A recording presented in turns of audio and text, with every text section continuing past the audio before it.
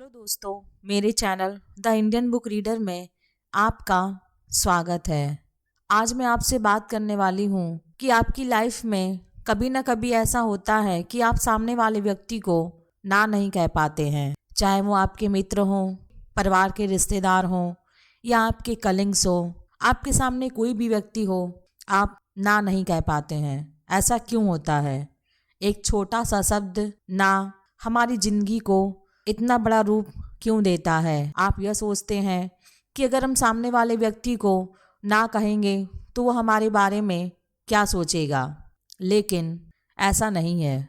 वे जो अपनी ज़रूरतों पर ध्यान नहीं दे पाते हैं, वे जो दूसरों को ना कहना नहीं सीख पाते हैं। क्या आपको ना कहने में हिचकिचाहट होती है? क्या आप हमेशा दूसरों की ज़रूरतों को पूरा करने में खुद की ज़रूरतों को भूल जाते हैं? अगर ऐसा है तो आपको ना कहने की आदत डालनी चाहिए, और यहाँ पर आप सीख पाएंगे कि ना कहना कितना पावरफुल होता है। ना कहने के बहुत से फायदे हैं। आप दूसरों को ना कहकर खुद पर ध्यान दे सकते हैं।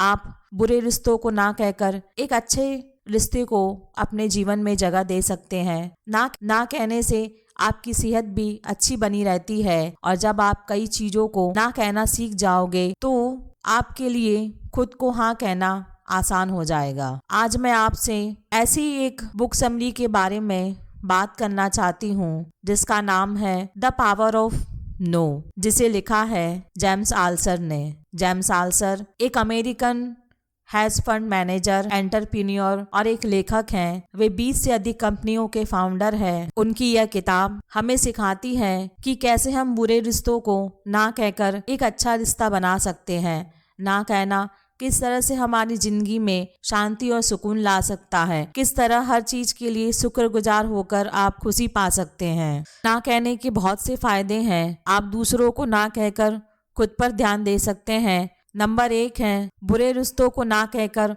आप अच्छे रिश्तों के लिए एक जगह बना सकते हैं। क्या आप कभी कभी कुछ ऐसे काम करते हैं जो आपको अंदर से मार रहे हैं? क्या आप ऐसे लोगों के साथ रह रहे हैं जिनके साथ आप नहीं रहना चाहते हैं? अगर इसका जवाब हाँ है तो अब वक्त आ चुका है इसे ना कहने का।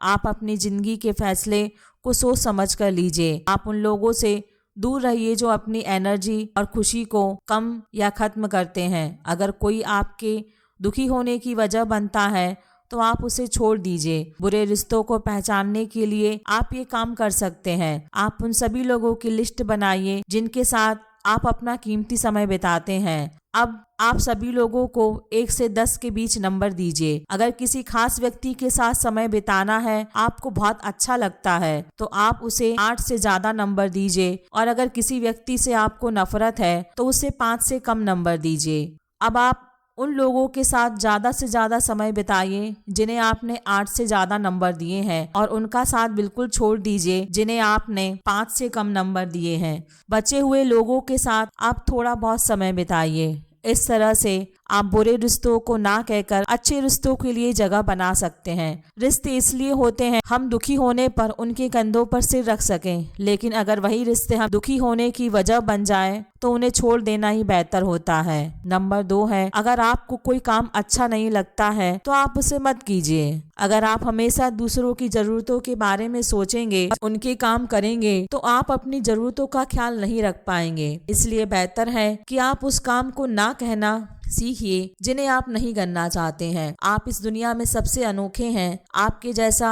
अंगूठे के निशान वाला कोई दूसरा पैदा नहीं हुआ है। पूरा हक है कि आप अपने फैसले खुद लें और वो काम ना करें जिसे आप नहीं करना चाहते हैं। अगर आप बिना मन से कोई काम करते हैं तो आपके लिए दुख का कारण बन सकता है। ऐसे में यही बेहतर है कि आप उस काम को मत कीजिए। अगर आपको लगता है कि आपके ना कहने से सामने वाले को तकलीफ होगी तो आप कुछ इस तरह से सोचिए। मान लीजिए आपको किसी की मदद की जरूरत हो, लेकिन वो आपकी मदद ना करना चाहता हो। क्या आपको अच्छा लगेगा कि कोई आपका काम बेमन से करे? नहीं, बल्कि आपको लगेगा कि आप उसके लिए एक बोझा बन गए हो। साथ ही आपको यह भी लग सकता है कि वो व्यक्ति आपसे नाराज हो गया है क्योंकि आप उससे अपना काम करवा रहे हैं। अब आपने औरों को ना कह दिया है तो वक्त आ गया है कि आप अपने बारे में सोचें। अब जब आपने औरों को ना कह दिया है तो वक्त आ गया है आप अपने बारे में सोचें। अगर आप ये फैसला नहीं कर पा रहे हैं तो आपको क्या करना है, आप एक लाइब्रेरी में जाएंगे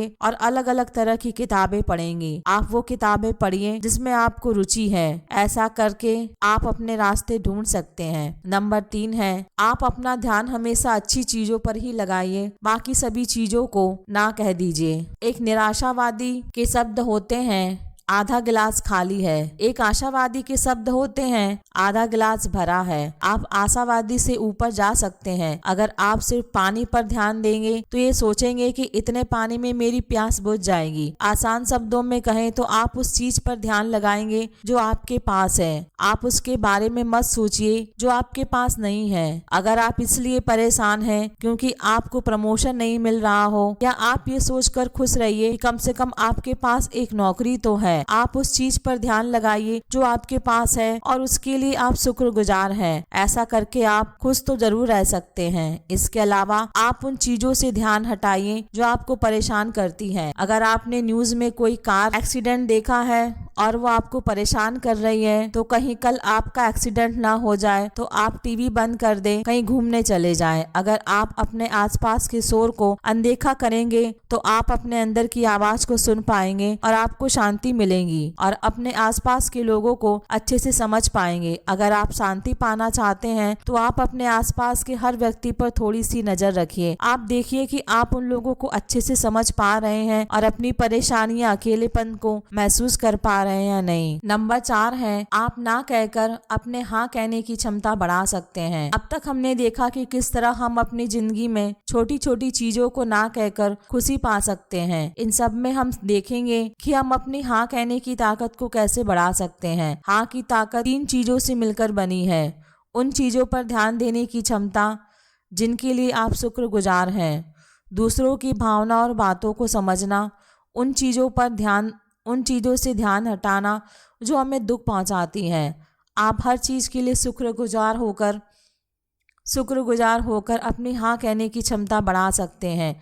इसके लिए आप यह काम कीजिए। नंबर 1 है, सबसे पहले आप उन चीज़ों की लिस्ट बनाइए जो आपको परेशान करते हैं। इससे आप वो सारी चीज़ें लिख सकते हैं जो आप चाहते हैं पर हासिल नहीं कर पा रहे हैं। नंबर 2 है, अब आप उन चीज़ों की एक लिस्ट बनाइए जो आपके पास है और जिनके लिए आप शुक्रगुजार हैं। और नंबर 3 है, आप हर रोज़ ऐसी 10 चीज़ों के बारे में सोचिए जो आपके पास हैं और आपको खुशी देती है। ऐसा करके आप अपना ध्यान अच्छी चीज़ों पर लगा पाएंगे और उन चीज़ों को ना कह पाएंगे जो आपको परेशान करती हैं। अपनी हाँ कहने की ताकत को बढ़ाने के लिए आप अपने शरीर के अंदर और बाहर की ज़रूरतों पर ध्यान दीजिए। नंबर 1 है, अगर आपको आलस आ रहा है तो आप सैर पर जाइए। अगर आप उलझन में हैं तो गाने सुनिए। अगर आप तनाव में हैं तो ध्यान दीजिए। और अगर आपको समझ में नहीं आ रहा है कि क्या करना है तो आप किताब पढ़िए।